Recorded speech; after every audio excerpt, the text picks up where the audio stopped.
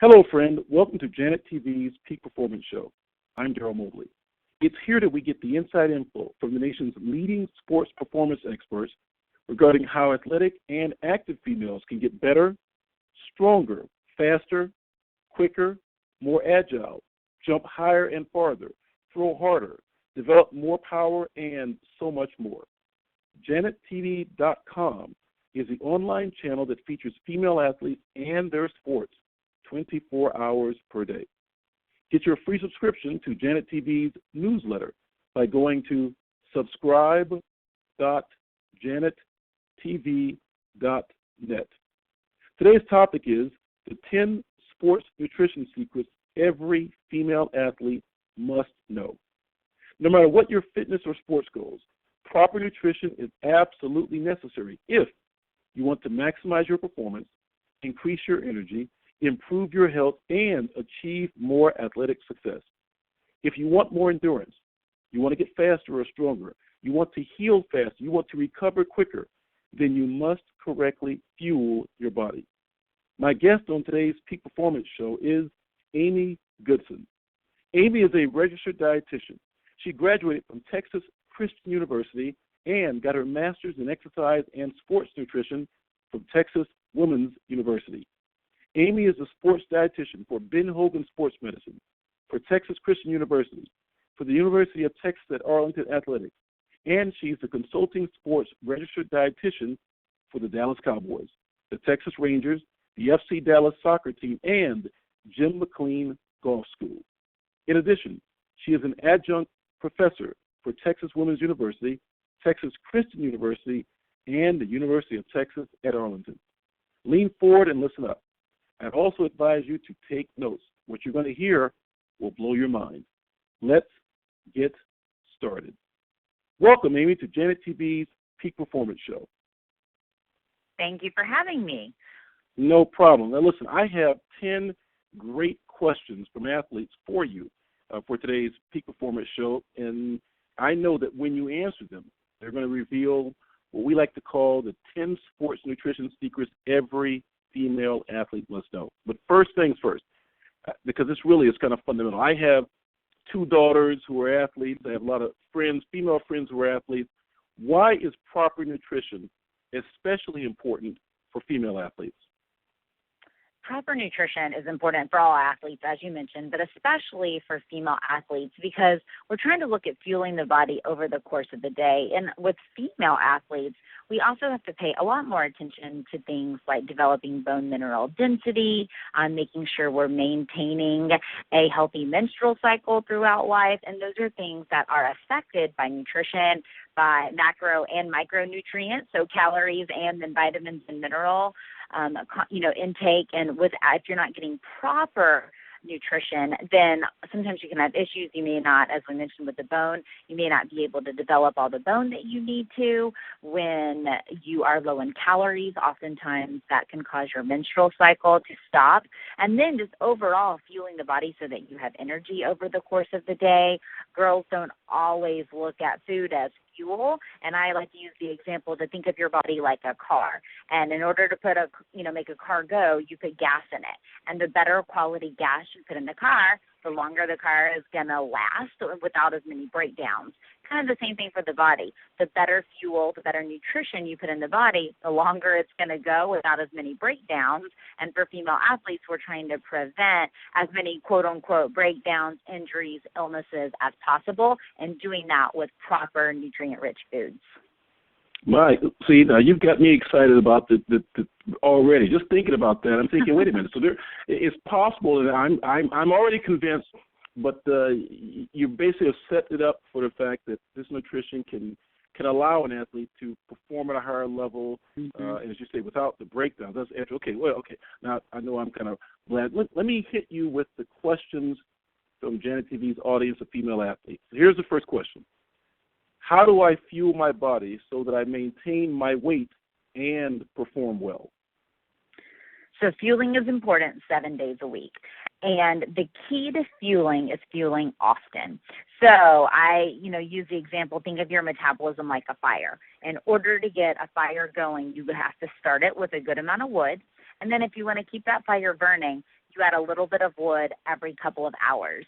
You don't wait till the fire is almost dead and go dump all the wood on it at one time, or you squash the fire.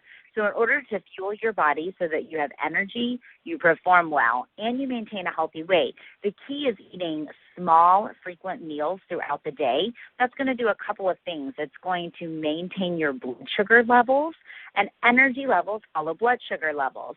So if my blood sugar is staying fairly stable over the course of the day, my energy should be fairly stable. If my blood sugar is jumping high then low, oftentimes your energy levels will feel like that. So eating often, then trying to get a whole grain carbohydrate and a lean protein at every meal and snack. Carbohydrates really what's going to fuel our bodies. That's what gives us energy to run, jump, think, lift, swim, whatever activity you're doing. But your body loves carbohydrates, so it digests really quickly. So if you'll pair that carbohydrate with a lean protein, protein slows down digestion. So that's going to help you get full a little faster, stay full a little longer, and stabilize that blood sugar and energy level. So that might be something like oatmeal and eggs, crackers and string cheese, apple and peanut butter, chicken and rice, turkey and cheese on whole wheat bread. Those combinations throughout the day frequently are going to be what really gives your body energy and allows you to perform at your best and highest level, because if you haven't consumed enough energy over the course of the day, the likelihood is that your performance is going to reflect that. You're not going to have the energy to do what you're asking your body to do. Now, see, first of all, clearly you know your stuff, and I'm thrilled that we're sharing you with Janet TV. Let me ask a question. Have you ever seen an athlete, because you just dished out a lot of stuff there. Have you ever seen an athlete go from, maybe they were just a middle-of-the-road athlete, maybe their performance was nothing special, spectacular, and go from that to superior performance based on some tweaks in their diet or nutrition, versus before? Have you ever seen that happen? If so, can you just give us a little perspective on that? Let's take a quick time out. You're listening to Janet TV's Peak Performance Show.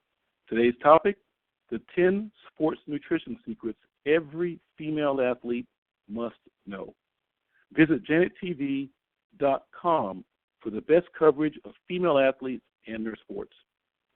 Definitely so. Oftentimes, one of the things that I'll hear female athletes say first once they change their eating habits is, gosh, I have so much more energy. And I've even had one of them tell me, I didn't know I felt so bad. And I think that that's kind of monumental. Oftentimes, we learn to train, we learn to perform on low energy levels, and we think that feeling tired is normal, versus when you start putting in enough nutrients, enough nutrition into your body, the body all of a sudden has way more energy to perform. So, I always tell all my athletes, everyone has a coach, everyone has a strength coach, everyone has an athletic trainer. Not everyone does proper nutrition. And if you can get a hold of that, no matter what age you are, especially if you are a junior high, high school age kid and you haven't gotten to college yet where you might have a sports dietitian, if you can master or at least, work really hard at good nutrition, you're going to have an edge on the people you're competing against, because at those younger ages, a lot of them just aren't putting much effort into nutrition. They do their workouts, they go to practice, they go to their weightlifting sessions, but what about the other, 20 hours a day where we're talking about fueling and hydrating the body? So if you can master that at a younger age, I definitely think that you will see consistent success and have way better energy throughout your course of training and performing. Wow. All right. So question number 2, if I need to lose weight, should I skip meals throughout the day in order to cut back on my calorie intake? So if I need to lose weight, should I skip meals throughout the day in order to cut back on my calorie intake? The quick answer is no. Don't skip meals, because what happens is when you skip meals, you oftentimes set yourself up to be starving later.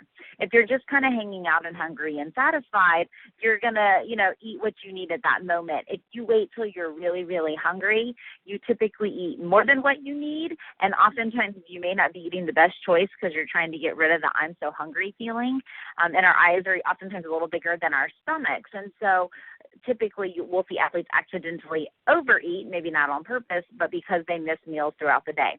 In addition, skipping meals can cause your energy levels to drop significantly, and long term, it can slow down your metabolism. So that's why I said about a fire. If you want to lose weight or lose body fat, you want your metabolism to be up and running, just like a fire. So you want it to keep burning consistently, and the way you do that is by adding small amounts of wood. So again, those small meals. You're never really overeating. You're just hanging out and hungry and satisfied. So though it might seem opposite to eat more times throughout the day, if you're eating smaller quantities and really focusing on more your whole foods, we mentioned your whole grains, lean proteins, healthy fats, low-fat dairy, fruits, and vegetables, you're going to feel way more satisfied without the added sugar and saturated fat calories.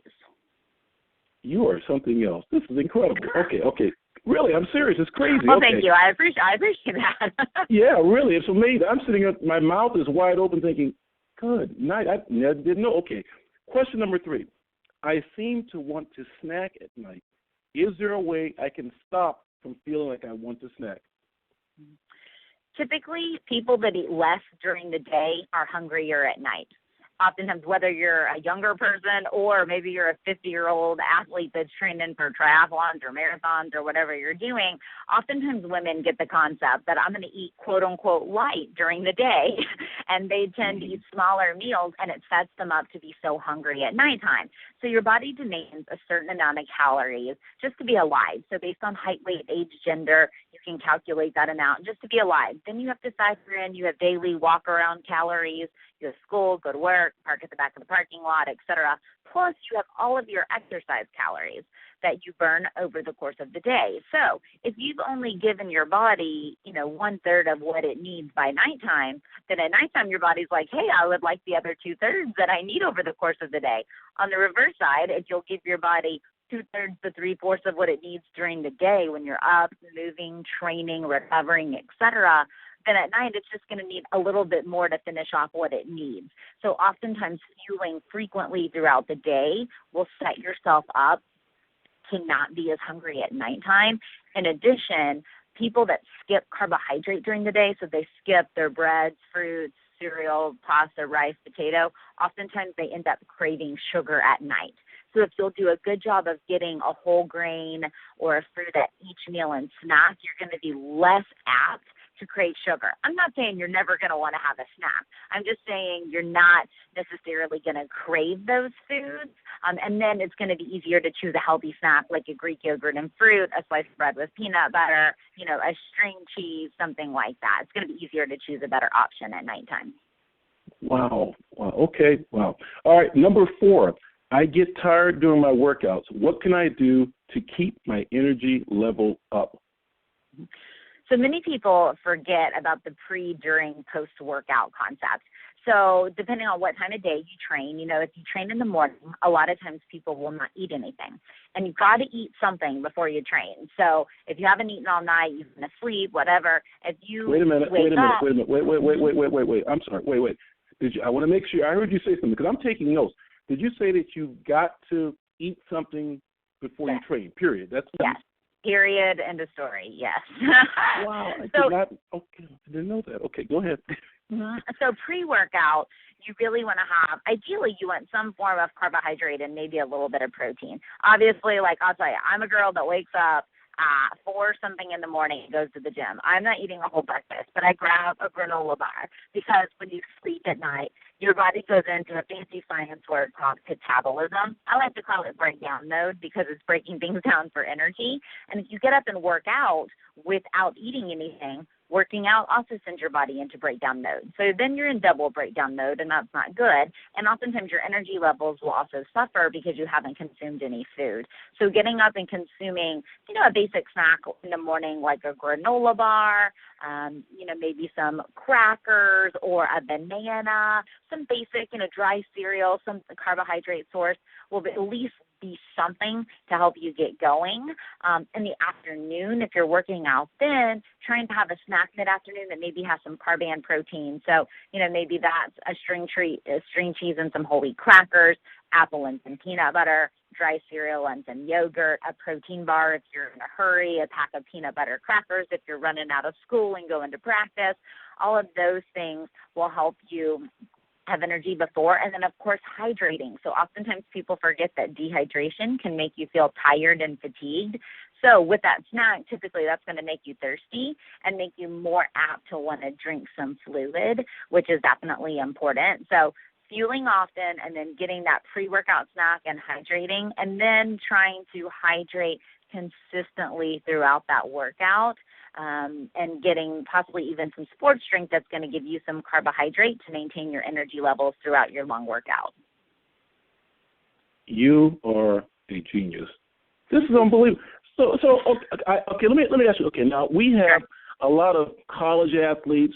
Mm-hmm. We have a lot of post-college athletes who get into you. We also have a lot of working professional women. Yes. Let's say they're 40 years old, mm-hmm. and they work out when they can. They try to work out, 3 times a week, 4 times a week, and they work during the day and that sort of thing. And they found themselves, as the years have gone by, kind of with a tendency to put on a little weight they don't want to put on, a little extra weight. Sure. Does the same? Well, I'm going to ask you. I don't want to be a leading question. But does the same eating approach apply to them? Like, I know a lot of people get up, they go to work, they don't really eat anything, right? And then they're working hard, they're trying to go hard during the day, but then they don't have the energy to work out at night when they get off work. Does the same thing apply here as far as eating the small meals and? Definitely. It applies to anyone, whether you're a female athlete, a 30-year-old NFL player, a 50-year-old woman at work, everyone eating often, because even if you're not, maybe you're only doing a 30-minute workout, you still have to fuel the body to make it have energy over the course of the day. Even though you're not taking your car on a long trip, you don't just not put gas in it. Even if you're just driving around small places, you still keep refilling it with gas, same concept. So no matter who you are, honestly, even if you're going to work, because it is, you work the whole day, you're tired, maybe you're married, have children, those things will wear you out. And I'm not saying that nutrition fixes everything. However, I will say that if you're eating a nutrient-rich diet and eating smaller, more frequent meals, you will have more energy to do that activity and likely be a little more motivated. Sometimes people don't feel like they want to work out because they just don't have enough energy, enough gas in their tank to really go do that, exert some, any type of energy. So if you'll consume a snack, get some fluid, the likelihood is you'll be able to get yourself through a 30-minute or hour-long workout, and your workout will probably be better. Like, you'll be able to work more intense because, again, you put some fuel in your tank. If you're trying to run on empty, that workout's probably not going to be as great or as intense as it could be. And so sometimes people will also tell me, well, it's really hard to eat before I work out, and I need like an hour or so, in the afternoon, hour, 2 hours before your workout. But I always think of it like this way. I tell them, your body will adapt. Just like you don't want to go run sprints or lift weights, but you teach your body to do that, you just have to train your body to eat a snack. So maybe you only eat half the snack at the beginning, and then you work your way up to eating a whole snack. And then just so you train your body to need, fuel and fluid before a workout, just like you would train it to go work out. Boy. Wow, this is fantastic stuff. Okay. All right. Question number 5. This is regarding sports drinks. It says, I know that most sports drinks have lots of sugar. I guess that's true. I don't know that. But this is what the question is. I know that most sports drinks have lots of sugar. Should I drink sports drinks? So this is my answer to that. It's called a sports drink while playing sport. So if you are exercising, running, competing, playing a sports drink is your friend. If you're sitting down on the couch, you're in class or at work, a sports drink is not your friend. So sports drinks provide adequate carbohydrate to maintain energy throughout exercise. So if you had a pre-workout snack and you're going to be exercising for an hour or less, you can probably be just fine with water, about 8 ounces every 20 minutes, because ideally you've already fueled that workout and you're not burning as much carbohydrate, in a 30-minute workout that you're going to burn in a 2-hour workout.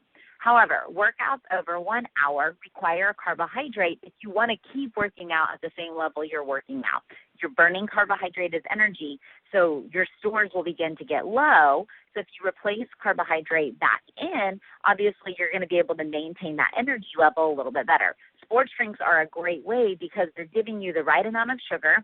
Most of them have around 14 grams of carbohydrate per 8 ounces, and that's the amount that's really been shown in research to gastric empty or leave your stomach at a good rate to get into your bloodstream so that your muscles can take up that carbohydrate for energy. So if you'll drink some sports drink throughout that workout, not only are you going to give your body the carbohydrate that it needs to maintain that workout level, it also is giving you electrolytes. So when you sweat, you lose sodium and potassium. And if you don't replace those back in, especially for really long workouts or long training sessions, you you put yourself at risk of cramp and really start to become dehydrated. So the sports drinks are key because they provide the carbohydrate, the sodium and potassium that you need that you're sweating out, and then also they're fluid. So that's great because you need to hydrate throughout that workout, again, about 5 to 10 ounces every 20 minutes. So a combination of water and sports drinks will both hydrate you and give you some energy from the carbohydrate in the sports drink. Goodness. Okay. All right then. You're throwing strikes.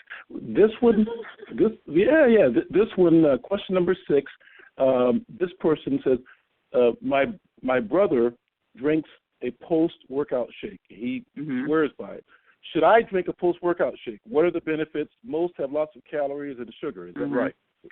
Yeah, I find that lots of female athletes are kind of afraid of post-workout shakes, whether it's their name, some of them might have a word muscle or gainer or something like that, and then it kind of scares girls away. But the key is post-workout, our goal is to recover. And you can think of recovery as having 3 R's: replenish, rebuild, rehydrate. Replenish means you need carbohydrate because you burned some off. Rebuild means you need protein because you did some muscle damage, whether you were running, jumping, lifting, whatever exercise you were doing.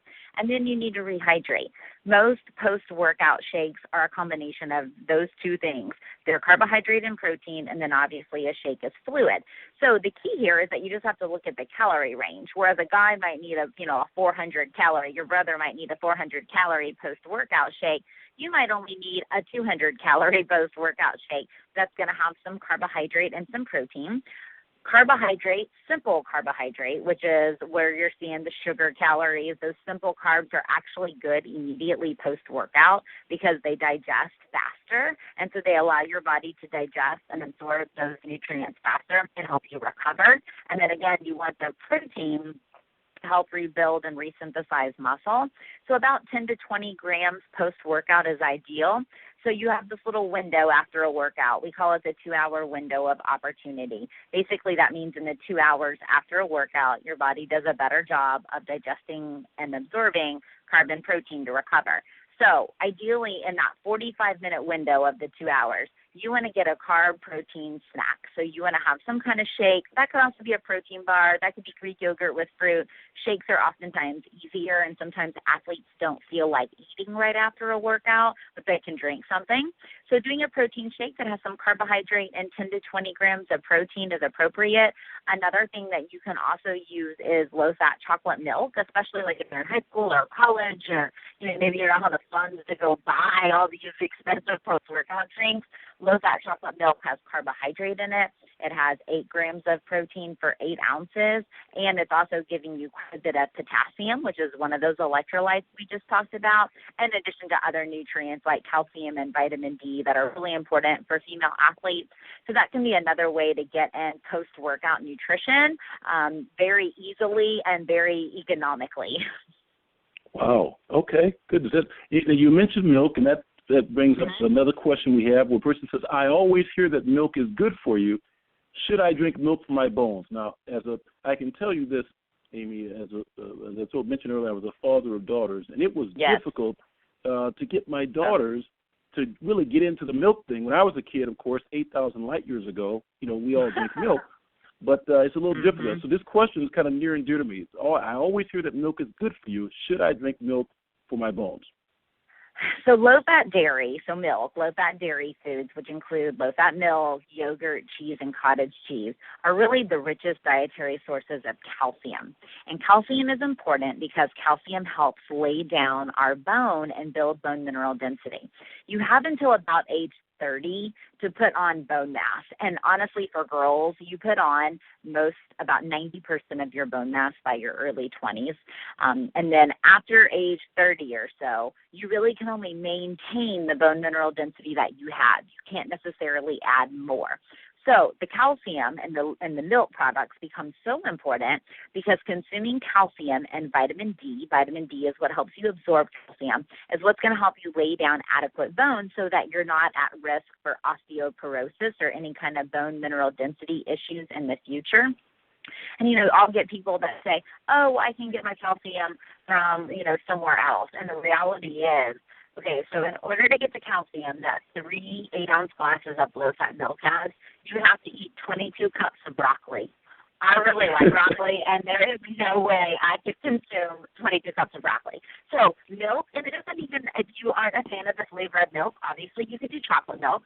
Sometimes people won't drink a glass of milk, but they'll blend it in a smoothie with fruit and yogurt to make it taste good. So milk or a low-fat cheese or Greek yogurt, making a parfait with berries or granola or something like that, all of those are really nutrient-rich food choices that have protein in them, which is important. So quality protein, tons of vitamins and minerals, calcium, vitamin D, potassium, B vitamins, etc. And they're going to help you lay down your bones. So yes, milk does a body good, as you've seen on TV your life. It really does. But if you don't love milk, choosing another low-fat dairy source can also help you get the calcium that you need to lay down appropriate bone mass. Now, you mentioned Greek yogurt. Is that right? Mm-hmm. And that seems to be pretty hot right now. Now, what right. is it about? What is it? What is Greek yogurt, and what is it about Greek yogurt that is so good? Because you mentioned that. Right. Greek yogurt is actually higher in protein. So some of the yogurts that are on the market are higher in sugar. They're fruitier, and they're higher in sugar and, might only have 3 to 5 grams of protein per serving. Greek yogurt is actually, the process of kind of making like yogurt cheese almost. It's really high in protein. So typically for 6 ounces of Greek yogurt, you're going to have about 14 to 18 grams of protein. Eating 3 ounces of chicken gives you 21 grams. So that's a great way to get in. It's easy, it's portable, it's a good snack. You can eat it at breakfast. So looking for the Greek yogurt, even if it is one mixed with fruit, the Greek yogurt will be higher in protein than maybe some of your average other just plain yogurts. Wow. Okay. Let's take a quick time out. You're listening to Janet TV's Peak Performance Show. Today's topic, the 10 sports nutrition secrets every female athlete must know. Visit janettv.com for the best coverage of female athletes and their sports. If you'd like Amy Goodson to speak to your organization, it's pretty easy to do. Go to janettv.com/speaker. That's Janet TV.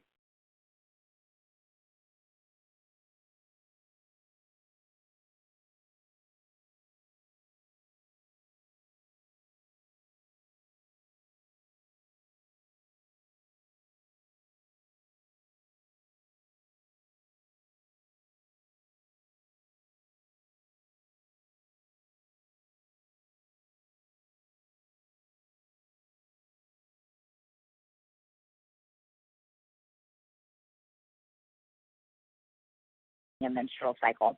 When you don't have a menstrual cycle, your body begins to produce lower levels of estrogen, which is the key hormone for females.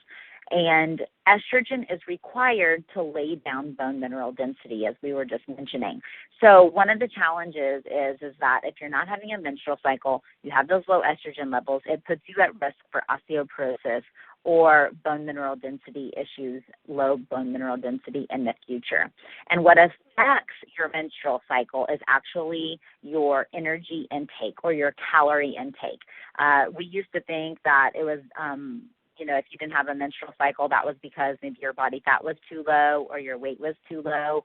But we really now know that not having a menstrual cycle is all about energy availability, meaning that your body doesn't have the energy available to go through that process.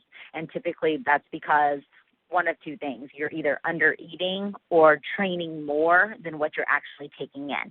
So if you eat to match your training, even if you train a lot, you're probably still going to have your menstrual cycle because you're fueling that training. The challenge becomes when the training exceeds the intake and you're not taking in enough calories to fuel that training, then your body kind of goes, okay, we don't have enough. And, it looks at all the processes and it says, well, the heart's still got to beat, the lungs have got to breathe, the blood has got to flow. But, there's this cycle over here that we don't necessarily need. So the body will temporarily shut it down to reallocate those calories somewhere else that they're needed. So the way you really help fix that process is not just by going and jumping on birth control. That's kind of a Band-Aid for it. You really have to start taking in more energy or more calories over the course of the day. So working with a registered dietitian to help see how many calories you actually need with all of your training is probably going to be your best option so that you can make sure you're getting adequate calories in all your different meals and snacks throughout the day. My goodness. Whoa. Woo. Okay. This is good stuff. That's good. Wow. Okay. This one, a little side note. One of my daughters has a coach, and the coach is big into CrossFit. And this question is from a CrossFit person. Those CrossFit people, and who you are out there, are pretty crazy about the working out, right? So here's the question. If I train a lot during the week, can I eat anything I want on the weekends? I burn lots of calories during the week because of my workouts. So this oftentimes works okay for men, but it usually doesn't work that well for women because women just don't burn as many calories as men do over the course of a day. We're not as big. We don't have as much muscle mass, etc. So I get a lot of people that think, I'm going to do really great from Monday morning till Friday at 5. Then the weekend is a quote-unquote free weekend, or I can eat whatever I want. And one of the challenges is that many people out-eat their workouts over the weekend. And it's way easier than what you think it is. So, if you are a person that's training tons and you're just trying to maintain your weight, you can probably splurge a little more on the weekends. But if you're trying to reach a goal, be it losing weight or losing body fat, et cetera, you really have to work on kind of moderating how much you're going to take in. So I tell people to live by the 80-20 rule. 80% of the time, do what you're supposed to. Eat those nutrient-rich foods. Again, the whole grains, lean proteins, healthy fats, low-fat dairy, fruits, vegetables. Eating often, limiting foods that are higher in calories but lower in nutrients. And then 20% of the time, you can splurge on those foods that aren't necessarily bad for you, but maybe they have more fat and sugar than what we need on a daily basis. And then the key is really, it's eating what you want, not everything you want. So many people are like, woo, it's my free day, and they consume every single food that they have dreamed about that week. And so that oftentimes can just, kind of counterbalance the good that they did during the week. And so if they're trying to reach a body fat or a weight goal, they end up just hitting equal, right? They don't actually create a deficit. So, if you're doing well Monday through Friday at 5, but then from Friday at 5 till Sunday night, you eat whatever you want, that's more like the 60-40 plan. And I need people more on the 80-20 plan. And unfortunately for female athletes, women have to pay a little more attention, especially as we age, because metabolism declines with age, unfortunately. So especially if you're a female athlete and you're, I'm in my mid-30s, so in your 30s, 40s, 50s, 60s, there's plenty of those people out there that are athletes training at all different levels, but oftentimes you just don't need as many calories as what you did at 21. So you just kind of have to take that into consideration, and maybe you don't order dessert. You share dessert with the people at your table. People have chips and salsa. You have some chips. You don't eat the entire container of chips at the table. So you have to kind of moderate that. So enjoy it, but maybe just watch how much you're actually taking in so that you don't negate the good you did during the week. Wow. Okay, goodness. Okay, we've arrived at the 10th and final question to reveal these secrets. This is, how do I lose weight and still have enough energy to perform at my best? Yeah, that's a key thing, because oftentimes when people start to decrease calories to lose weight, their energy levels drop. So I've said it a few times, and this is kind of consistent with me, that eating often is the key piece to having good energy. And even if you're trying to lose weight, so if you're trying to lose weight, that means you're eating less calories than what you need to maintain your weight. But if you will divide those calories up over the course of the day, evenly so that you're having breakfast, a few hours later a snack, a few hours later a lunch, then a snack, then a dinner, then a small snack. You really aren't giving yourself the opportunity to get really, really hungry. So if you'll choose those more whole foods that are less processed, it really will. You'll get more food in for less calories, but it'll be very nutrient-rich foods, fiber, protein, etc. So you can still have the energy that you need without taking in as many calories. So just trying to watch out and limit those foods that are really high in sugar or fat. Great example, I saw a 70-year-old woman this morning that trains pretty heavy weight training. She drinks 2 20-ounce Pepsis a day. I had to bust her bubble and tell her that's 500 calories a day in Pepsi. That's almost 120 grams of sugar.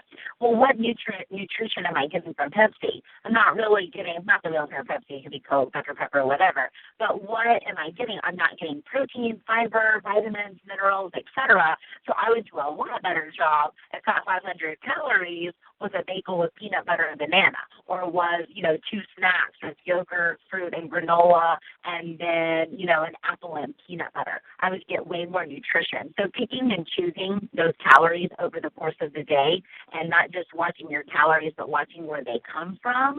It's where they come from that's oftentimes going to help you have the most energy. And if you're choosing nutrient-rich foods that are more wholesome, less processed, and that have protein, carbohydrates, vitamins, and minerals, you're going to feel a lot better, and that's going to allow you to perform at a higher level. Okay, now see, I'm sorry, but I have a question to spin out of that one. So you just said nutrient-rich foods, and so if I just said to you, okay, Amy, give me 10 nutrient-rich foods that one might add to their intake during the course of a week, that would be good for them. What would that be? So just top of your head, okay. you said these are off Amy's the top of 10. my head. There you go. Easy. Oatmeal, avocado, salmon, berries, low-fat dairy. It's going to get you calcium, vitamin D, protein, etc. Any type of vegetable. I would definitely say nuts and seeds. They're going to get you a lot of vitamins and minerals also.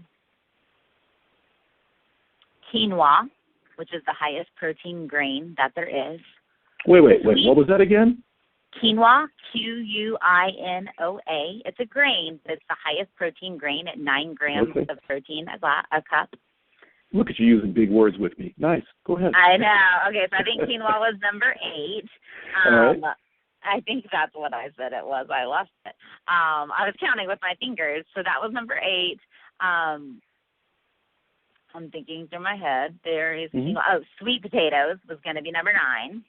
Okay. And just green leafy vegetables, tons of vitamin C, tons of B vitamins.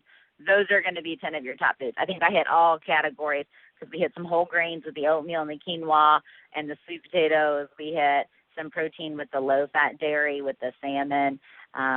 We got some healthy fats with the avocado, the nuts, the salmon, and then, of course, fruits and vegetables that are, packed with vitamins, minerals, phytonutrients, things that help your body repair, and then that also help it fight off disease and illness are key. That is fantastic. You have been fabulous. I know that I know that they were searching high and low for someone who could do a few things. One is they knew their stuff when it comes to nutrition and diet. Check mark for you on that one. They want someone who could communicate it in a way that was interesting, made sense, and really was relevant to Janet TV's audience. Check mark number 2. And number 3, somebody that they knew this, that I wouldn't mind listening to.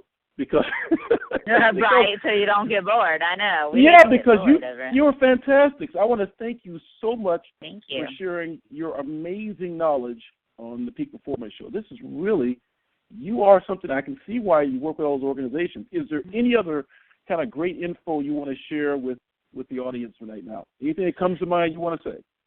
I would just say this. Nutrition doesn't have to be difficult, but if you're looking to every fad diet, every magazine, what every TV show says, oftentimes it becomes very confusing, and much of that information isn't really research-based. If you will stick to not fad diets, but whole foods, really focusing on eating less processed foods, eating small, frequent meals throughout the day, avoiding excessive fat and sugar. You should maintain a good weight. You should perform at an optimal level, and better yet, you should feel good throughout the day, whether you're 21 or whether you're 61. So I think that that's key. Those nutrient-rich foods often is really the take-home message. It may not be glamorous what ends up on the front of the magazine, but it's what works day in, day out, and it's going to keep you healthy throughout really the aging lifespan. My goodness. Amy, fantastic stuff. Thank you so much. The 10 sports nutrition secrets every female athlete must know. There are really powerful ways that I see to maximize performance, to increase endurance, to get faster and stronger, to heal faster. You mentioned that. All right. That's it for this edition of Janet TV's Peak Performance Show at janettv.com. Be sure and get your free subscription to Janet TV's e-newsletter by going to subscribe.janettv.net. That's subscribe.janettv.net. Enjoy life. If you'd like Amy Goodson to speak to your organization, it's pretty easy to do. Go to janettv.com/speaker. That's janettv.com/speaker. And there'll be a form there. You can fill it out, and you can have Amy Goodson, who is fantastic, speak to your organization.